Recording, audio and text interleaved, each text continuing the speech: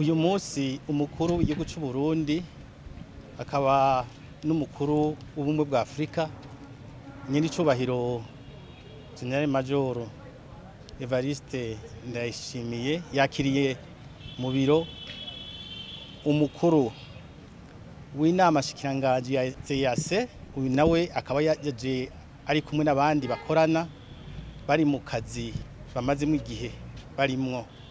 Ako kazi rero akaba ari akazi kajanye no kusuzuma ingene ibikorwa by'uwo muryango biriko birabandanya ko biko birakogwa, bakaraba ibiko biragenda neza, bakanaraba ibyo bifise ibibazo boba bafise muri iki gihe. Rero muri rusange basanze ibintu bimeze neza, akazi kariko karakogwa, ariko hari ikibazo bagarutse ko kijanye n'ibirarane by'intererano ibihugu bitanga muri CEEAC kugira ngo ibikorwa bigende neza. Turavye ku ruhande rw'u Burundi basanze ibirarane Burundi bwari bufise byarashoboye kurihwa mu mwaka w'2025 bararishe ibice bishika 60% by'ibirarane igihugu cyari gifise muri uwo muryango.